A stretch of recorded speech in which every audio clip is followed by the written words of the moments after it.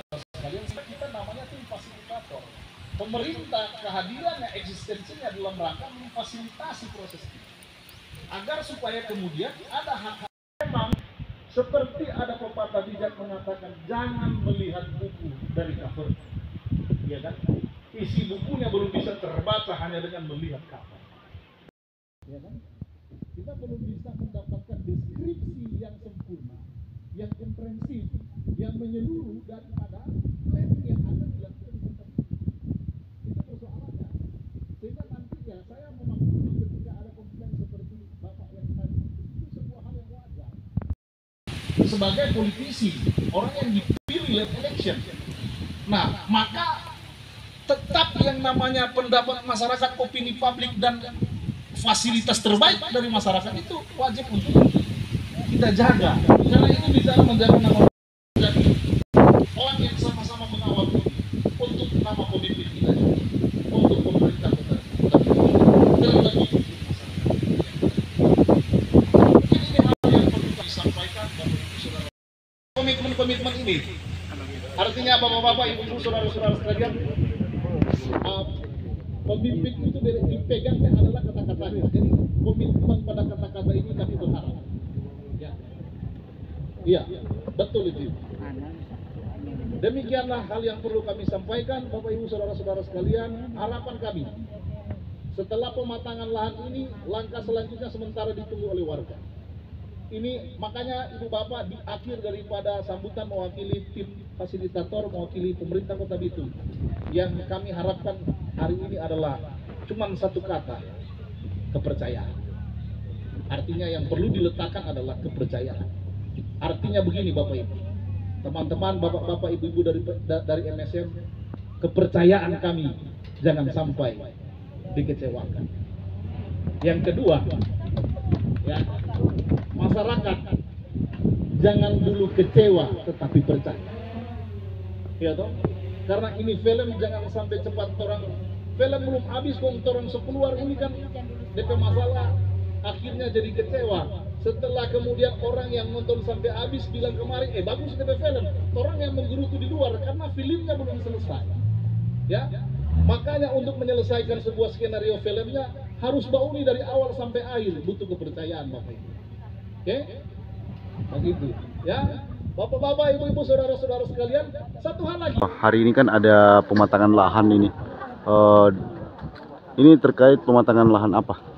Ya, jadi ini adalah pematangan lahan yang nantinya akan menjadi lokasi resettlement atau pemukiman kembali masyarakat lingkungan 2 di Kelurahan Tinusungkulan atau Tinurunan. Inilah kompleks nanti yang akan menjadi pemukiman kembalinya masyarakat yang ada di lingkungan 2 Tinurunan, ya, Tinusungkulan. Itu berapa kakak semua jumlah yang akan di istilah kami biasanya relokasi ya, atau apa? Agak berbeda memang relokasi, makanya kita pakai istilah pemukiman kembali, karena kalau relokasi hanya tempatnya ya, dipindahkan.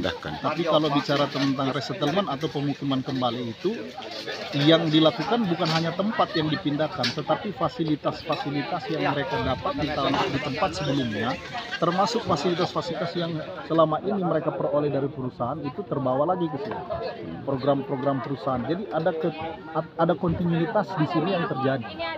Makanya namanya pemukiman kembali atau resettlement. Ada standar-standarnya itu secara internasional. Itu berapa kakak? Berapa banyak warga ya, yang jumlahnya untuk sekarang dari yang terdata itu sekitar Ibu Bapak bahwa 70 sampai 80-an orang yang saya data awal yang saya sebelah kanan, dan itu sudah sekitar 30-an orang yang 30-an kakak yang menyatakan kesediaan lewat perjanjian.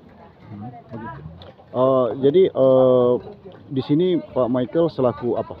Jadi kapasitas saya itu tim fasilitator pemukiman kembali masyarakat lingkungan 2 Kelurahan Tinusungkulan. Nah, harapan saya wakil ketuanya Pak Sekot ketuanya. Nah, harapannya dengan hadirnya pemukiman baru ini apa Pak? Jadi kehadiran kita, pemerintah, eksistensi pemerintah di wilayah ini adalah sebagai fasilitator, karena memang harapan kami ada beberapa komitmen-komitmen yang harus diproteksi sebagai hak dan harapan masyarakat. Contohnya yang saya bilang tadi, program-program yang pernah mereka peroleh dari perusahaan CSR dan lain-lain, kita kawal untuk terakomodir di sini. Kemudian mereka mendapatkan tempat yang lebih nyaman. Keselamatan rakyat kan itu adalah undang hukum yang tertinggi, ya kan? Di sana mereka tidak nyaman, kita berikan tempat yang lebih nyaman. Mungkin agak berbeda lokasi, tetapi lebih nyaman di sini daripada dengan hiruk pikuk aktivitas perusahaan. Begitu. Nah, sisa dari yang sudah bersedia itu berapa banyak lagi? Masih ada lebih dari 30-40-an lah, masih sementara kita penjajakan gitu. Jadi tahapannya ada tahapan untuk appraisal rumah mereka, tanah mereka, selanjutnya ya negosiasi. Ini kan agak berbeda dengan pengadaan tol. Kalau tol kan beli putus, kalau ini mereka tanah bangunan mereka itu dihargai di appraisal, tetapi kemudian kompensasinya, bonusnya mereka dapat rumah, Tempat tinggal yang baru? tempat tinggal yang baru di sini, pemukiman yang baru. Jadi memang itulah sebabnya pemerintah mesti hadir mendorong supaya ini terjadi, jangan beli putus.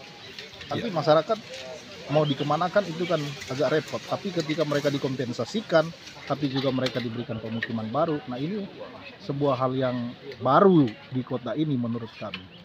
Apa yang ingin Pak Michael sampaikan selaku fasilitator yang mewakili pemerintah terhadap masyarakat yang masih tersisa dan tidak bersedia pindah ke sini, belum bersedia pindah ke sini? Harapan kami memang waktu beberapa kesempatan sosialisasi saya bilang ini sebenarnya pilihan, ya kan? Deal or no deal, setuju atau tidak setuju.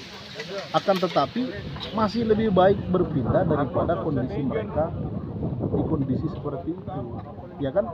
Pertama bahwa di sisi yang lain perusahaan juga punya legalitas untuk melakukan itu, tetapi masyarakat juga butuh kenyamanan. Nah, bagaimana mengawinkan itu?